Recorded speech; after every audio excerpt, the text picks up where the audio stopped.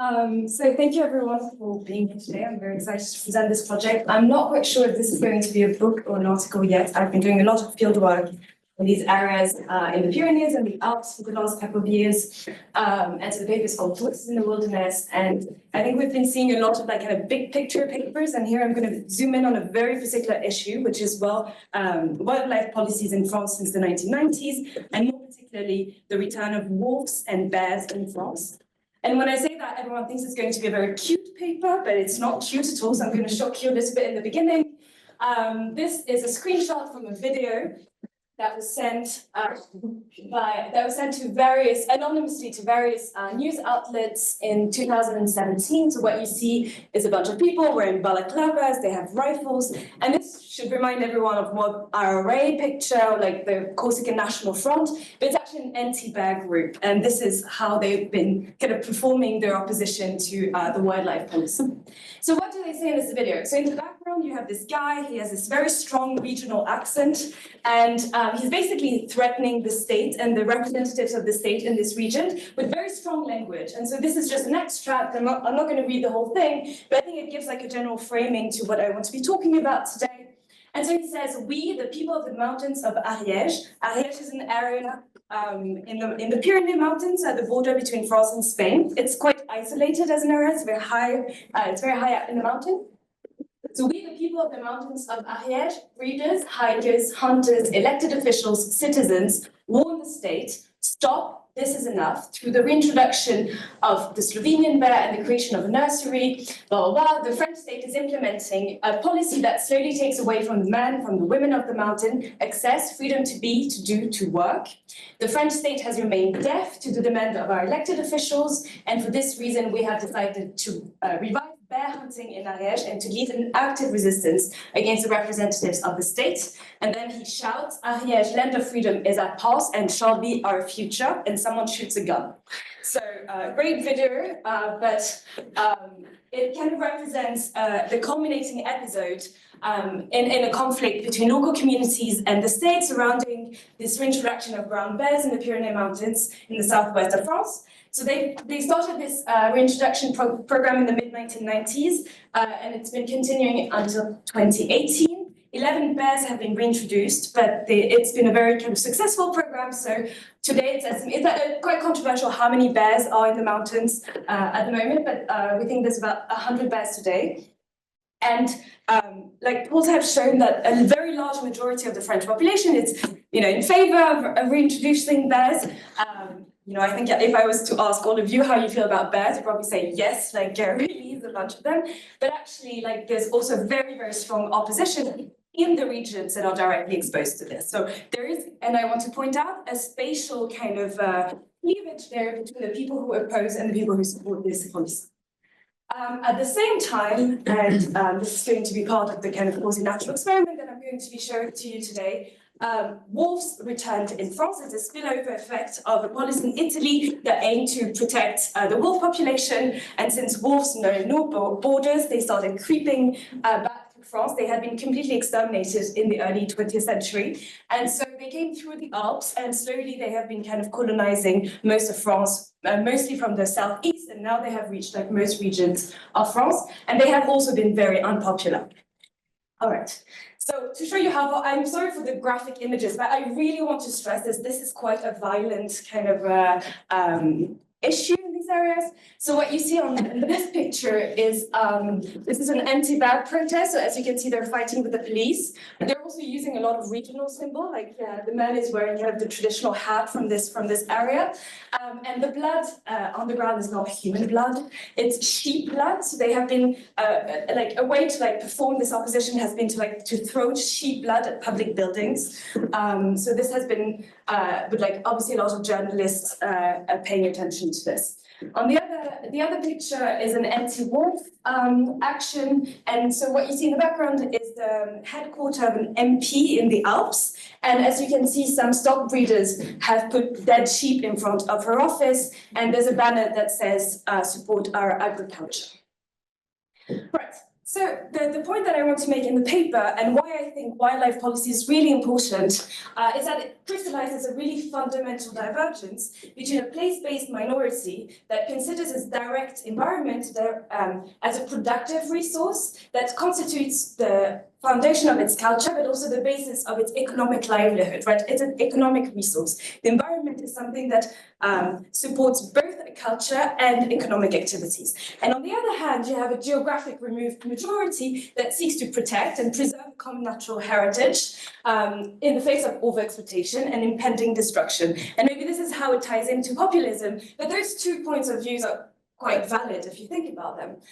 So the conflict here is really about the meaning of nature in a way, and something that comes back when you interview a lot of these stock breeders is the idea that the state is trying to transform their environment into a natural park, and they argue, well, this is not pure nature. This is a man-made environment which allows us to sustain economic activities. And that's a background question. So are these guys also economically marginal in the sense that their livelihoods are sort of under threat because these are very low return activities they're engaging in? So I'm going to be talking about it. So there's been a crisis in these stock breeding activities since the mid-80s. However, when I'm talking about costs, I'm not actually talking about direct economic costs. And I'm going to show that basically all of the attacks of wolves and bears on these sheep, it's mainly sheep, are extremely well compensated. So they're getting actually a lot of cash out of these reintroduction programs. But I'll talk about it. It's quite an important part of the story. So the impact of these environmental policies are unevenly geographically distributed across national territories, and this is often the case in environmental policies, right? Negative externalities are going to affect a specific place-based group. You can think about wind turbines, while the benefits are going to be experienced at the national, even subnational level by reduction of CO2 emissions. Okay.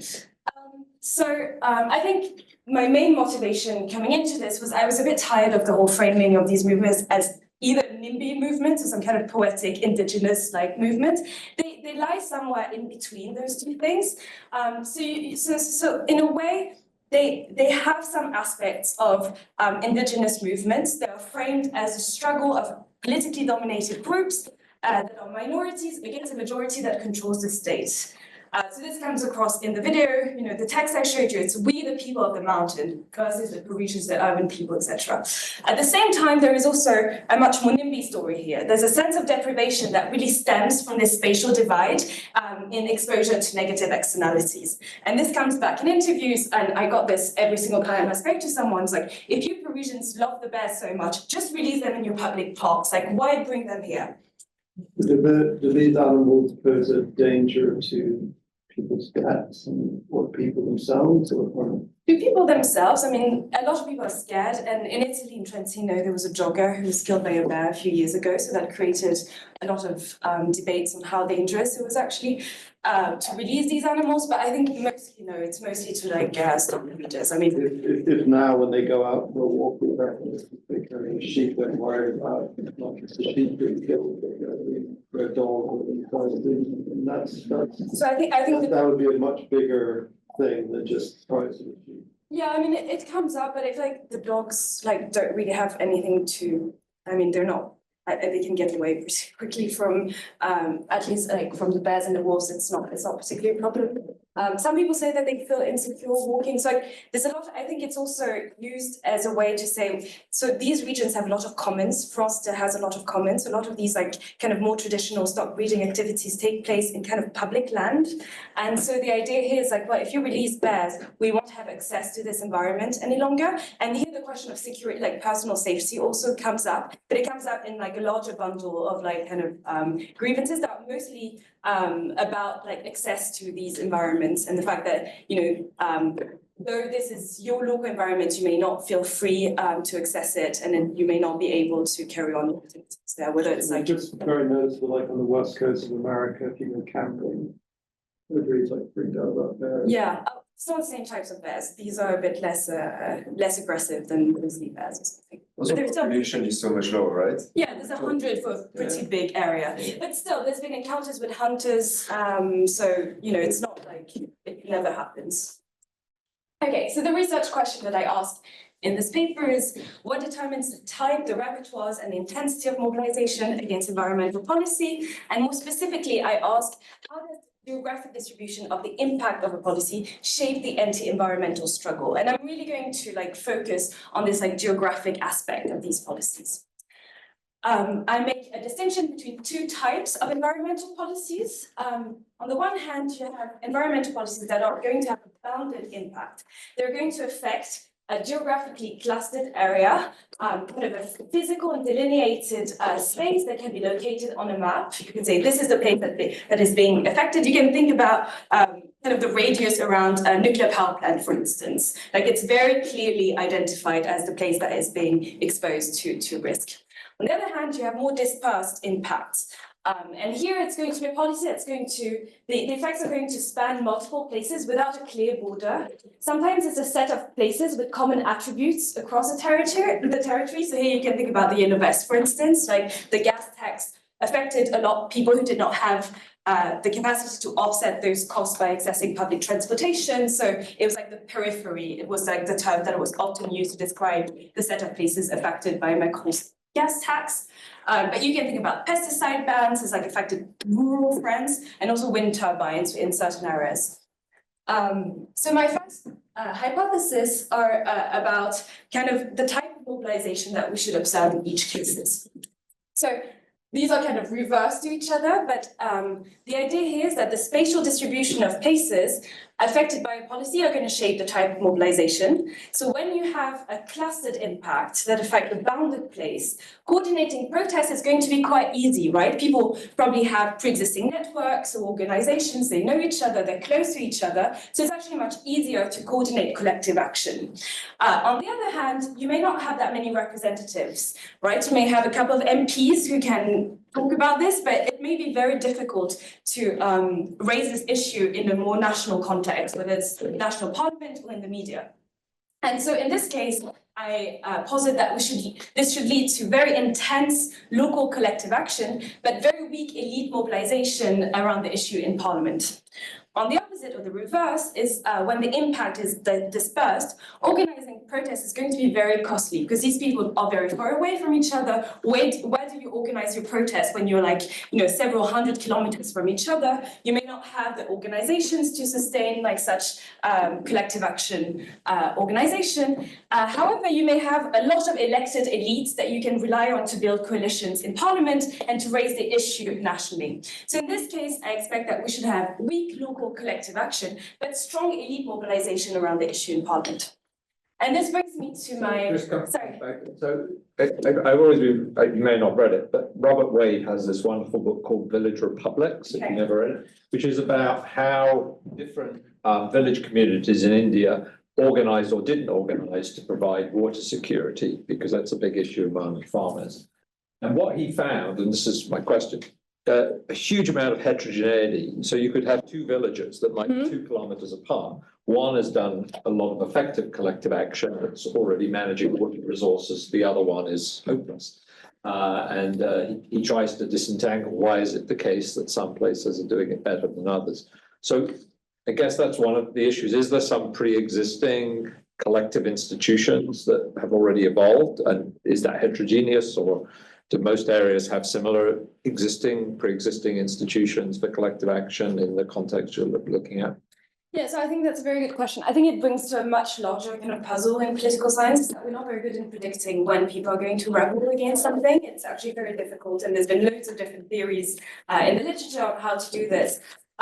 In this case, I think what I'm going to be looking at is I'm going to be looking at kind of how I expect that when it's more concentrated, even though there might be heterogeneity within those areas, I'm not saying that every village is going to participate in all those protests, probably going to be side effects of the mayor. Maybe the mayor is more involved in one place than in another. Maybe there's more social sanctions in one village than another. But I'm going to zoom out a little bit from that and just look overall in these two different cases of a bounded policy impact and a dispersed one. And so I'm just saying a bit more I guess at a more macro level than that level. Yes. Another distinction that comes to mind is, the concept of private politics. Private politics that goes back to the Baron and you know, there's a book by Dan Meyer and others about it.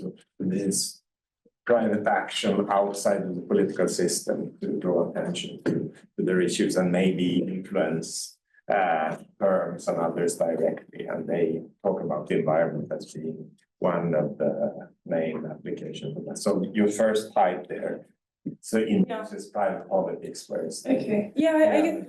it's sort of regular politics. Yeah, that's a good framing. I think you could also frame it in a more like kind of strategic way, like what opportunities do you have to express discontent? And in one case, you have some elite resources, but you have very little kind of collective action resources. So you're going to rely on the elite. And the other case, you have strong private resources, but you have very little kind of elite leverage. Okay.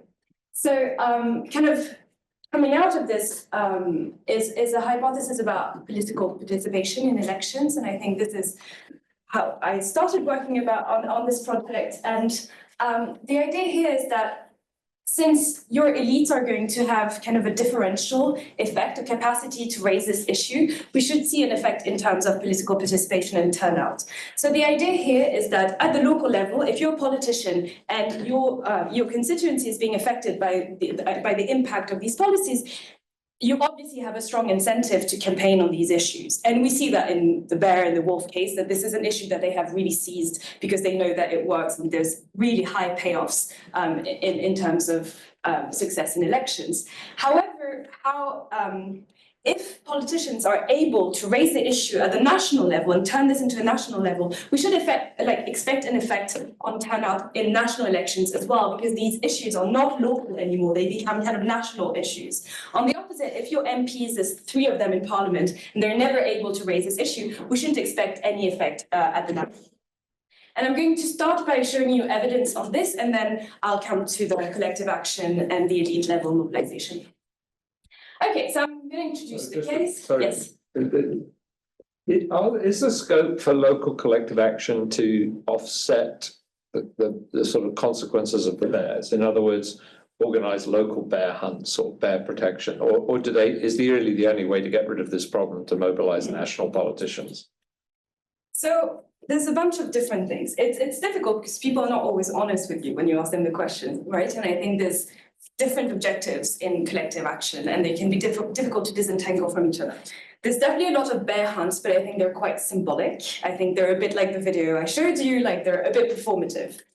There is the idea that they want to raise attention at the national level, and so making the noisiest protest possible is one way of getting into Le Monde or whatever national newspaper. Especially when in Parliament no one cares about your issue. And they've been semi-successful at doing this. Like Macron has spoken about the bear issue every couple. So, and then the third one, which is much more strategic, is that they get a lot of compensations for these sheep. So the more that you shout, the more you're certain of getting payoffs, and your payoffs are probably going to increase year after year. So there's a bit of like a cynical argument to be made as well there, where if they stop protesting, you know, the compensations are probably going to become quite stable and they're not going to increase anymore. But if they keep like this kind of energetic movement active, they're able to like kind of stress, and put some kind of stress on the government to increase those compensations. And this has been, I'll show you a newspaper kind of article about this in just a few slides. How serious are the penalties for killing a bear? You go to jail, yeah. In the wolf case, you have the state kills a couple of wolves every year. They have like a quota for like kind of limiting the wolf population, but it's usually what they call problematic wolves. So like wolves that like really start becoming that they have identified as like particularly problematic. So it's quite targeted, and it doesn't really limit like kind of the general effect that they have like on the stock machine. Okay. But I'll talk a bit more about this afterwards. So this is a cause and natural experiment that is going to be based on the protection of bears and wolves in France. It's the 1990s. So I'm quite lucky it happens exactly in the same period. And so the same political context. Keep in mind that this is the 1990s to today is a moment where the whole party system of France completely collapsed. So it's kind of a weird political environment. So it's quite difficult to look at like what happens in terms of like support for different parties during this period. It affects the same actors, rural population, stock breeders and hunters mostly, in areas, and I have some evidence of this in the paper that I'm not going to show today, that have the same sense of being deprived of public services, for instance. So like these are very rural, isolated areas that really have strong feelings about being kind of already economically deprived because of the low density in these areas. They have the same grievances and costs. The discourse is quite similar when you listen to stock breeders, obviously attacks on sheep, but also a lot of questions about stress and PTSD. A lot of also symbolic questions like the idea of the commons, protecting the commons, extremely strong negative feelings about the species. So you have a lot of very old stories from these areas, like monstrous wolves and all types of bear hunt stories, etc., that have been transmitted generation to generation. And so the areas are quite similar to some extent. The spread, and I'm quite lucky on the last point, is that the spread of both species is basically regulated by the same agency. So basically the data that I'm going to be showing to you is produced exactly according to the same methodology for both the bears and the wolves. So this is quite nice because then I don't have to worry about how they're collecting this data, etc. It's the same agency, they're doing it exactly the same way in the same office. Some differences to keep in mind, and some are important, but of course, natural experiment, there's only so much you can do. So as I said earlier, a quota of wolf can be shot in France, and this is at the moment an important issue, but the period I'm looking at stops in 2021, so it's a bit before this kind of the capacity of shooting wolves. Today, Macron actually wants to increase it quite significantly, so it's been changing a little bit, but for this period it's still fine. And obviously bears were reintroduced while wolves, as I said, were still under the effect of an Italian policy. So there's a difference there in terms of how proactive the state was in these wildlife policies. However, when you talk to people in the wolf case, they still consider the state to be the single most important actor because they're protecting these animals. And it's well, if the state was on our side, it would get rid of all of these protections. And so the state is still a very important actor. Okay, so I was talking about the costs and economic costs of these policies. So if you were to go and buy a sheep in a market, it would cost you about 120 euros, maybe 200 euros for a really good sheep.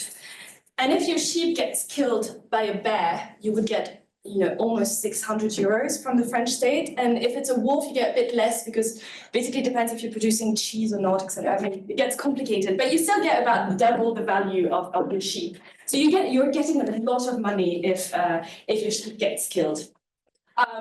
And fake sheep killing? Sorry? People fake it, or is it? Yeah, so each time I present this in the US, they tell me, well, we should just buy sheep, release them, and then just get the cash, which I guess is a very American take on this. No, I don't think anyone has, because you need to access those comments, etc. You need to be part of kind of the. In Sweden, the Sami gets compensated when the reindeer gets run over by a car. Some people claim they trained the reindeer to run into the.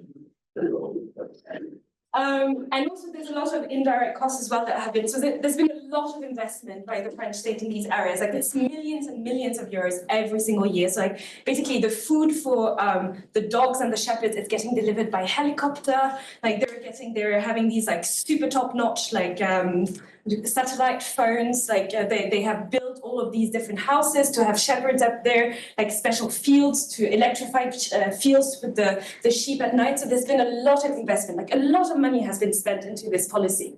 And this actually has become controversial on the side of the stock breeders. Here as well, we can take this with a grain of salt, but this was a kind of symbolic action by some stock breeders who returned the paycheck they got from the state because they considered that it was outrageous to get 1,200 euros for a sheep worth 120 euros. So they got 10 times the value of the sheep, and they said, well, the state is just buying social peace. We want to do our activities in a decent way. We're proud of our job, and the state is just giving us these transfers of cash, and this is outrageous. Just get rid of these bears and wolves and let us do our work.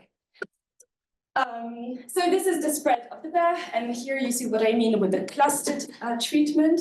So basically they started releasing the bears here in the Central Pyrenees, and over the last 30 years, surely the bears have spread a little bit, but they have stayed mostly contained in this like small area at the border between France and Spain. They are mostly on the French side. I insist on this because so you have the Pyrenees, the Spanish side is exposed to the sun, it's much drier. So the bears are not that much on the Spanish side, they're mostly in the French side, which is mostly forests and kind of high altitude plateaus.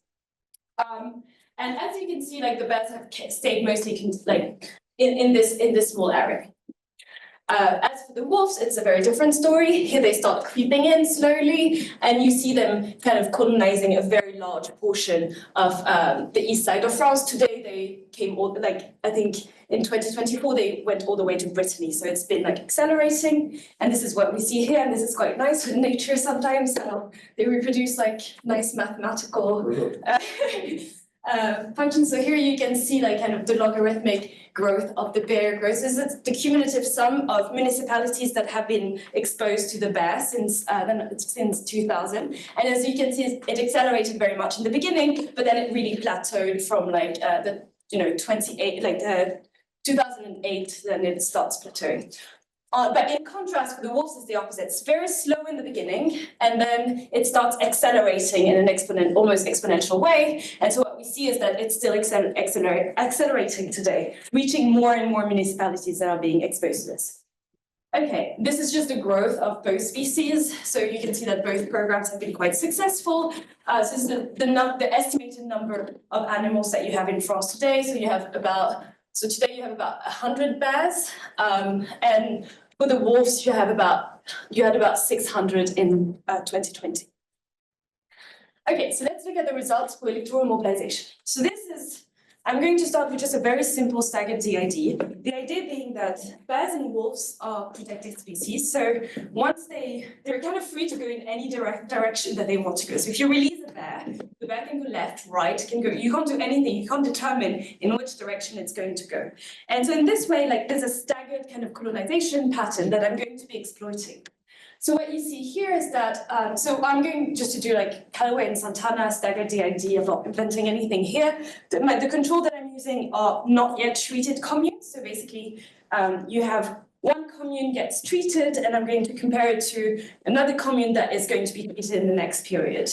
And I'm looking at commune level because this is the most salient unit in French, at least in French politics, and also for this issue. So first, like communes are usually where you go to vote. They're very important. Like they're municipalities. Basically, there's 38,000 of them in France.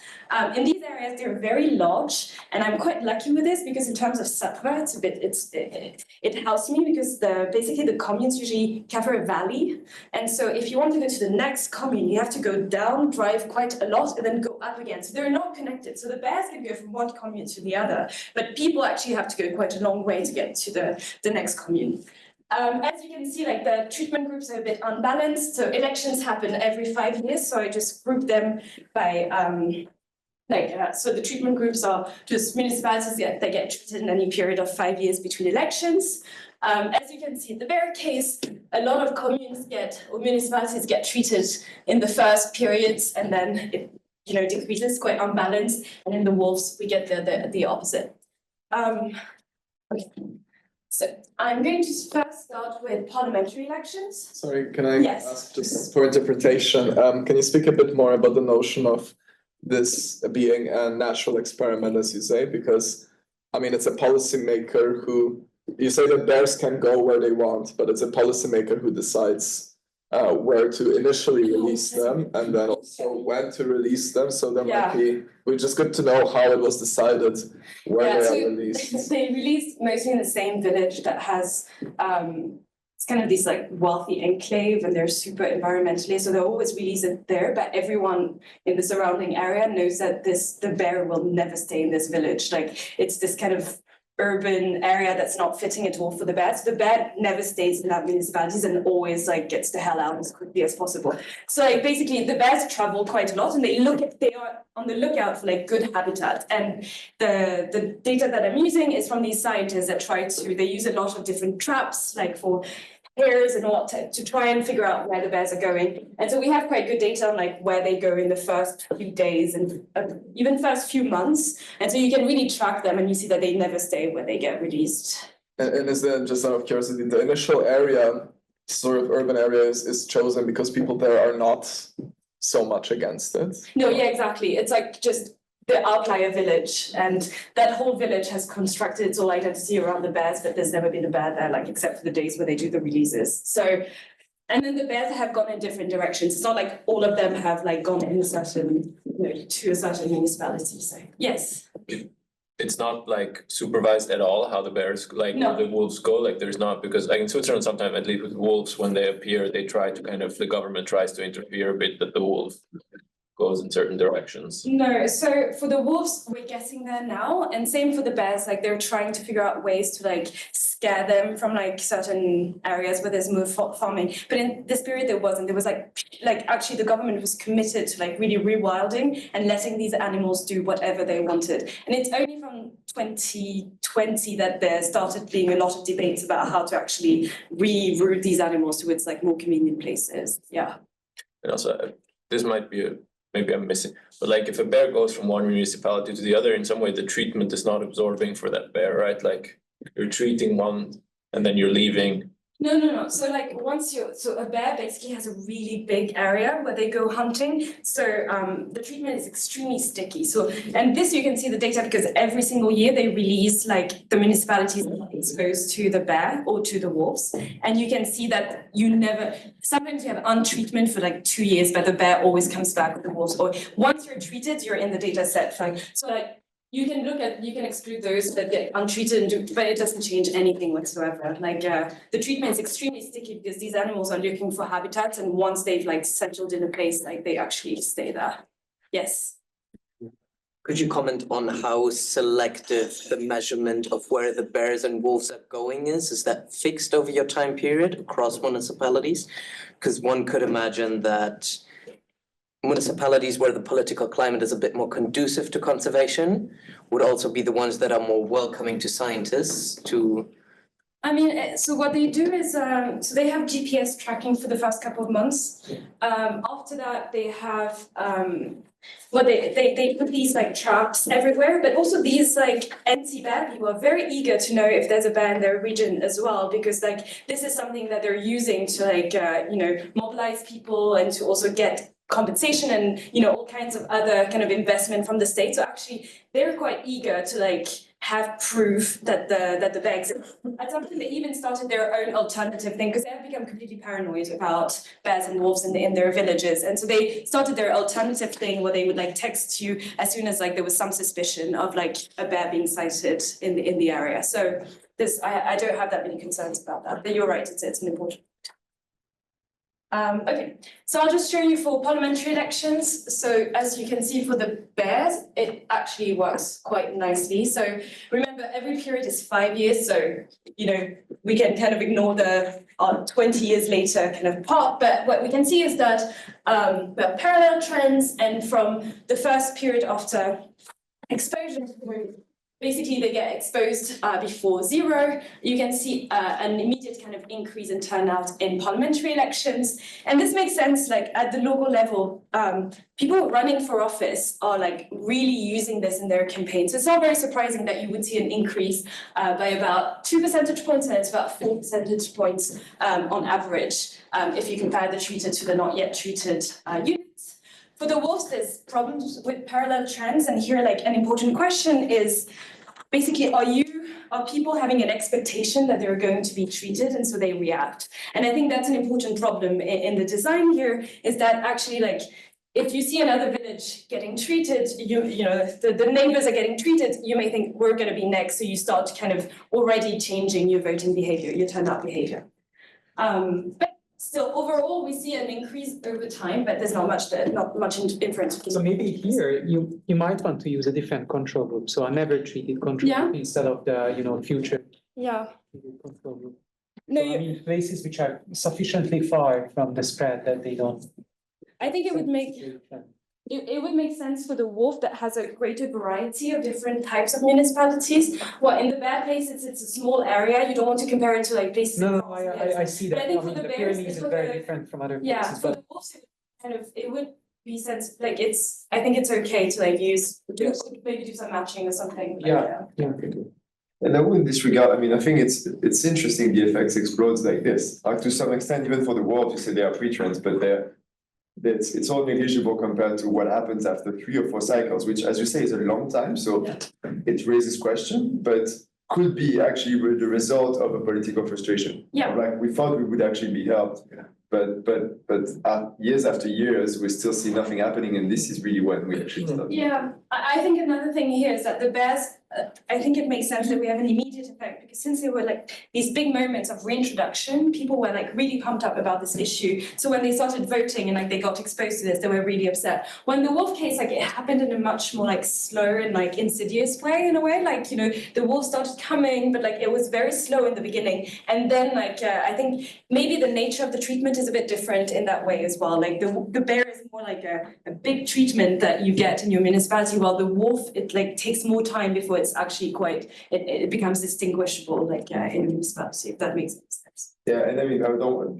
you can postpone that to the mechanism, but the thing you said about bears being released in a very specific place, kind of in terms of interpretation of the local political action, is also shifting a bit from what you said initially, right? Because it could be related to something about a specific close community that we don't like, right? Yeah, I mean, there's part of that, but I think they represent the urbanites. Most of them are like kind of Parisians that have moved to the countryside, so it kind of also reflects like national dynamics. Composition of the vote? So the composition of, I have it in the paper, I'm not going to show it today. The Bear regions, socialist regions, they have voted for the socialists forever. They still do, even though there's barely anyone who votes for the socialists in France today. The Wolves, it's like your center-right party. Like this is not a far-right story at all. These are like very traditional parties, and we don't see a lot of. So basically, the problem with looking at parties is that since all the parties have changed, it's very difficult to like make an inference on like parties' rates. But I have some evidence in the paper. Yeah, I'm going to show you some evidence of like that, not for voting, but I'm going to show you for like parliamentary like kind of participation in parliament. Okay, for presidential elections, my hypothesis was that I should not expect anything for the bears. We do see a slight kind of not really statistically significant or really on the limit effect on the bears. It's also quite small. It's like less than 1 percentage point. I was not expecting that, to be honest. Like I thought it would be completely flat for the bears because no one talks about the bears in national elections. But maybe there's a bit of a spillover if the parliamentary and presidential elections usually happen like in the same period. So if you go to one, you may go to the other as well. For the wolves, we do see exactly the same thing. Like we do see an increase, but it does take time. But the increase, like by the end, it's more than 4 percentage points. But this is like 20 years later. Yes. Yeah, I really believe you that it's very hard to get anything out of the parties, but I vaguely remember that some people were using data on these local party manifestos or local candidate manifestos. Yeah. And you might want to take a look at them and see whether they start to mention there. Yeah. Or yeah, probably less, probably evolve less, but yeah. Yeah, maybe that would be interesting. The problem with like sometimes questions of power as well. Like for these, I haven't found the party manifestos for Ariège, which is the main region for the Bears, which is why it's not here. Centralized. Yeah, but maybe I could do it for the wolves. It could be easier because there's a more bigger variety. You can ask. It's Caroline Le Pennec, and I'm pretty sure she will. Okay, I just want to like carry on. So I've done some of the limitations earlier, so I just want to show some other evidence before I run out of time. So for the elite level mobilization, this is basically I scraped questions to government in the French National Assembly since the 1990s, and I looked for just keywords, wolves and bears, and usually they're very well coded, so in the data you don't actually need to do anything. And if you just plot them by year, you see that bears and wolves have been mentioned in Parliament, but the wolf topic has been taking more and more importance in the last couple of years. If we start disaggregating according to the position that they exhibit, the parliamentaries, it starts getting really interesting. So if you look at the bears, most interventions in Parliament about the bears have been positive. They're pro-bear, and usually they happen when the government presents a project that say, maybe we should release an extra bear, and then you have all these like MPs that go and say, we must continue this policy. This is a way to protect wildlife in France, etc. So you get these very pro-bear interventions, and you see very little kind of anti-bear interventions, and this makes sense because it's basically 5 MPs, and so they can't really do much more than this. Oh, sorry, this is wolves, so orange is wolves. The legend is wrong, but what you can see is on the opposite, there's no one almost ever said anything pro-wolf in parliament, but the anti-wolf positions have become extremely frequent. It's 30 questions per year, like it's a lot, it's actually quite a big number.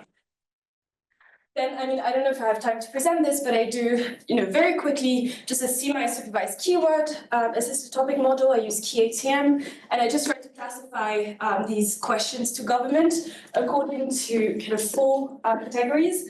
So I have kind of economic concerns, environmental protections, more general kind of environmental discourse, and then something about local identities and traditions or heritage, culture, this is kind of comes back to other papers that we've been seeing, but trying to capture this distinction between is the topic being treated as an economic or as a cultural issue.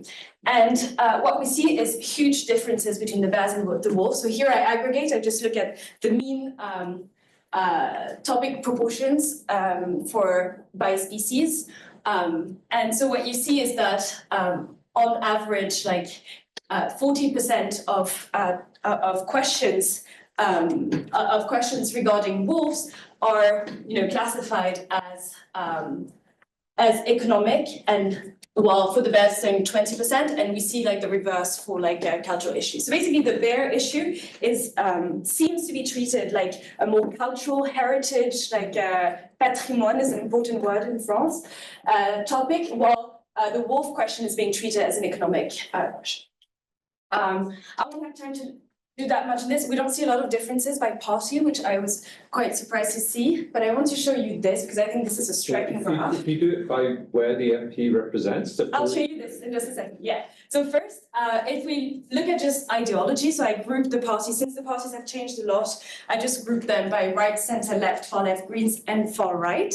The far right has never said anything about the wolves or the bears in parliament. They have never said anything about this. And this is because conservation issues are actually their main environmental issue. They're actually quite pro wildlife policy, etc. So they're always playing, but they still want the hunters to vote for them. So they're playing this very ambiguous game. So they never mention any of these wildlife policies in parliament. On the opposite, a lot of, so the right, the center and the left have both show big proportion of anti-wolf content. We see some pro-bear in both the right and the left, but as you can see, it's actually the Socialist Party that has the most anti-bear content in parliament. And this is because the MPs from the bear areas, these are the MPs. So you see, it's almost all of the questions in parliaments that are against the bear come from the same area, and these are socialist MPs. On the opposite, we see various MPs saying pro-bear things, we should release them more, and a lot of them come from the area around Paris, very urban MPs. If we look at the wolves, it kind of reflects the colonization patterns. Almost no one says anything positive about the wolves, but then the negative things about the wolf come from all these areas that have been affected recently. Okay, I just want to have some time to show something about mass mobilization. So I've scraped Europress, which is a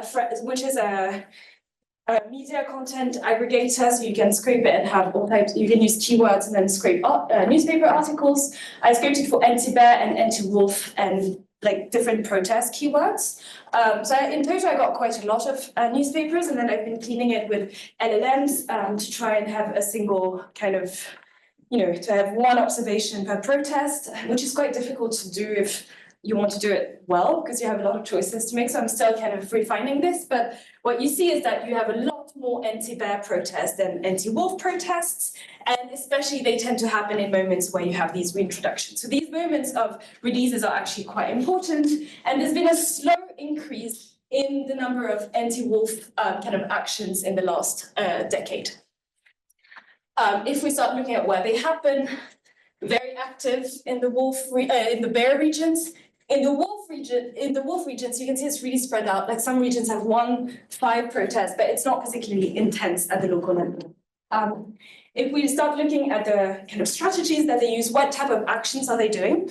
Obviously, demonstrations are the most important way to express discontent in both cases. However, the anti-bear people have used a lot more illegal and kind of violent actions. So you have vandalism, sabotage, you have illegal armed hunt, all types of like blockades. So this is like they did a siege on the prefecture, so the prefect could not get out of his house for a few days with like loads of tractors and stuff. For the wolf case, there's a lot of demonstration, and then the rest is a bit of like various things, but you can see it's very unfrequent. If we look at violence, this I used an LLM to code this. We see that most of the violent action is directed against the bear, and there's very little against the wolf. Okay, one last thing, and I think this is kind of maybe going too much in the detail of the case, but I still think it's important. I tried to figure out in these articles what was the organization that was in charge of organizing these like actions against the bears and the wolves. And what you see is that in the bear case, they have been really capable of creating these like organizations that have been basically like in charge of structuring this collective action, and in particular the ASPAC, and I know these people very well by now, but if you look at the name of this association, it has patrimoine, sauvegarde, etc. It really has a very strong identity component, and this is also the case for Association pour le développement durable de l'identité des Pyrénées. Like there's this strong idea that we're defending our local identity, and as you can see, they've been involved in quite a lot of like actions. For the wolf case, it's very difficult to know who's actually in charge of these protests and like actions that they've been doing. Often it's just some stock breeder's name that appears as the main organizer. Okay, so I'm just going to conclude. I have maybe 1 minute. Sorry. Okay, I just want to like highlight that conservation may be a weird case. Financial compensations are clearly not sufficient in this case, and there's no clear-cut ideological sorting on the issue. And then I want to make a more provocative case of is there any geographic free riding of environmental policy? Because if you're locating all the negative externalities of environmental policies in low-density areas, this may be a way to maximize the welfare of like the majority of your population. On the other hand, if you do this systematically and your population is concentrated, these policies with located impact will always be borne by citizens in peripheral areas who lack demographic weight to shape decisions taken at the national level. So if it's like these kind of minority populations, they will never have the capacity to actually express, to be able to shape policies that affect them more than anyone else. Okay, thank you, sorry.